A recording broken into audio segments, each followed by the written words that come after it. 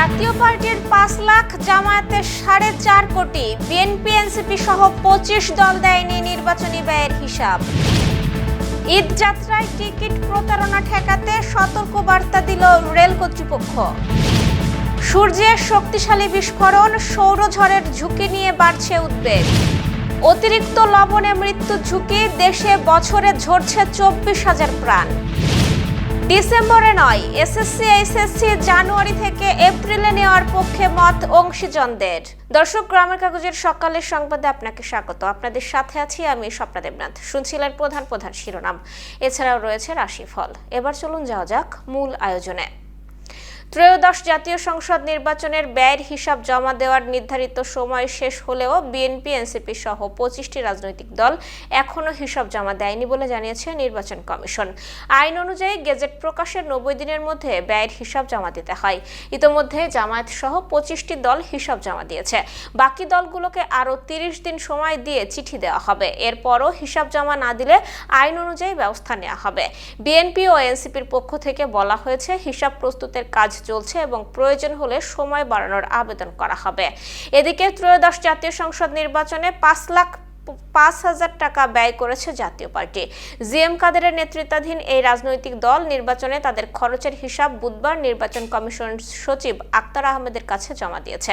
ইসিতে জমা দেওয়া জাতীয় পার্টি নির্বাচনী ব্যয়ের বিবরণী অনুযায়ী দলটি নির্বাচনে দলীয় প্রচারণা বাবদ খরচ করেছে ৩,২৫,০০০ টাকা, জনসভা বাবদ খরচ করেছে ১,১৫,০০০ টাকা, আর কর্মীদের খরচ বাবদ ব্যয় হয়েছে ৬৫,০০০ টাকা। এদিকে গত মঙ্গলবার জামায়াত তাদের নির্বাচনী ব্যয়ের হিসাব জমা দিয়েছে। তারা ৪.৫ কোটি টাকা ব্যয় দেখিয়েছে।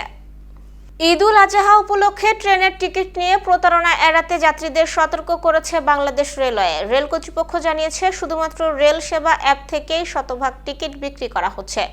রেলওয়ে বলছে, সামাজিক যোগাযোগ মাধ্যমে টিকিট দেওয়ার নামে অনেক প্রতারক সক্রিয় রয়েছে। তারা মোবাইল ব্যাংকিং এর মাধ্যমে টাকা নিয়ে যোগাযোগ বন্ধ করে দেয়। তাই নির্ধারিত অ্যাপ ছাড়া অন্য কোথাও থেকে টিকিট না কেনার পরামর্শ দেওয়া হয়েছে। কর্তৃপক্ষ আরও জানিয়েছে, এক আইডি থেকে সর্বোচ্চ ৪টি টিকিট কেনা যাবে এবং আইডিধারীকেই ভ্রমণ করতে হবে। প্রতারণার শিকার হলে রেলওয়ের হটলাইন 131 নম্বরে অভিযোগ করার আহ্বান জানানো হয়েছে। সূর্যের সক্রিয় সানস্পটে শক্তিশালী বিস্ফোরণের পর তৈরি হয়েছে বিশাল চৌম্বকীয় অস্থিরতা। এতে করোনাল মাস ইনজেকশনের মাধ্যমে চার্জযুক্ত সৌরকণা মহাকাশে ছড়িয়ে পড়ে, যা পৃথিবীর চৌম্বক ক্ষেত্রে সামান্য প্রভাব ফেলতে পারে বলে জানিয়েছেন বিজ্ঞানীরা। বিশেষজ্ঞরা বলছেন, বড় ধরনের সৌরঝড়ের ঝুঁকি আপাতত কম হলেও আগামী কয়েকদিনে পরিস্থিতি পরিবর্তন হতে পারে। এই সৌর পদার্থ স্যাটেলাইট, জিপিএস, রেডিও যোগাযোগ ও বিদ্যুৎ ব্যবস্থায় বিঘ্ন ঘটাতে পারে বলে সতর্ক করা হয়েছে। বর্তমানে সূর্য তার সর্বোচ্চ সক্রিয় পর্যায়ের কাছাকাছি থাকায় ভবিষ্যতে আরও শক্তিশালী সৌরঝড়ের সম্ভাবনা উড়িয়ে দিচ্ছে না বিজ্ঞানীরা। দেশে প্রাপ্তবয়স্ক মানুষ দৈনিক গড়ে প্রায় ৯ গ্রাম লবণ খায়, যা বিশ্ব স্বাস্থ্য সংস্থার নির্ধারিত মাত্রার প্রায় দ্বিগুণ। অতিরিক্ত এই লবণ খাওয়ার কারণে দেশে প্রতি বছর প্রায় ২৪,০০০ মানুষের মৃত্যু হয়। বিশ্ব লবণ সচেতনতা সপ্তাহ উপলক্ষে নিরাপদ খাদ্য কর্তৃপক্ষের আয়োজিত সেমিনারে এসব কথা বলেন বক্তারা। অতিরিক্ত লবণ গ্রহণ উচ্চ রক্তচাপ, হৃদরোগ, স্ট্রোক, কিডনি রোগ ও পাকস্থলীর ক্যান্সারের মতো নানা অসংক্রামক রোগের ঝুঁকি বাড়াচ্ছে। বিশেষ করে প্রক্রিয়াজাত ও প্যাকেটজাত খাবারে থাকা লবণ নিয়ে উদ্বেগ প্রকাশ করেন বক্তারা। সেমিনারে লবণ গ্রহণ কমাতে ব্যক্তি সচেতনতার পাশাপাশি খাদ্য উৎপাদনকারী প্রতিষ্ঠানগুলোকে দায়িত্বশীল হওয়ার আহ্বান জানানো হয়। একই সঙ্গে প্রক্রিয়াজাত খাদ্যে লবণের পরিমাণ কমানো ও সমন্বিত জনস্বাস্থ্য নীতি বাস্তবায়নের আহ্বান জানান তারা। ২০২৭ সালের এসএসসি ও এইচএসসি পরীক্ষার সময়সূচি পরিবর্তন নিয়ে শিক্ষা মন্ত্রণালয়ে শিক্ষক, শিক্ষার্থী, অভিভাবক ও বিশেষজ্ঞদের সঙ্গে বৈঠক অনুষ্ঠিত হয়েছে।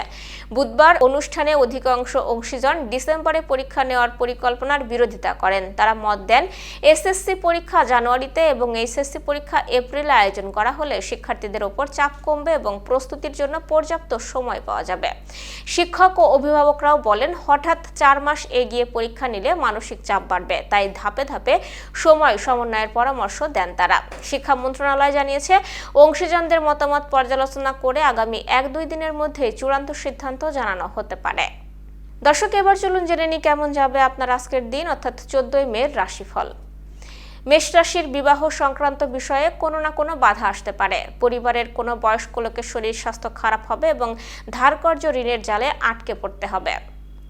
বৃষ রাশির আটকে থাকা কাজ সচল হবে, ব্যবসায়ে মজুদ মালের দাম বাড়তে পারে, পাওনা টাকা আদায় হবে এবং গৃহবাড়িতে নতুন আসবাবপত্র ও বস্ত্র এবং অলংকারের পসরা সাজবে। মিথুন রাশির শিক্ষার্থীদের মনোবাসনা পূর্ণ হবে, কর্ম সপরিবারের কাছে পিঠে ভ্রমণে যাওয়ার সম্ভাবনা রয়েছে এবং নিত্য নতুন স্বপ্ন পূরণের নতুন দিনটি রেকর্ড হয়ে থাকবে।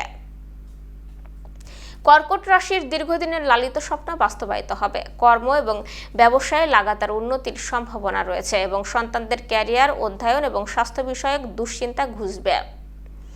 সিংহ রাশির দুর্ঘটনা ও অপ্রীতিকর ঘটনা এড়াতে নিজেকে গুটিয়ে রাখুন, দাম্পত্য সুখ শান্তি বজায় রাখতে জীবনসঙ্গীর মতকে গুরুত্ব দিন এবং দ্রুতগতির বাহন বর্জন করে চলুন আজ।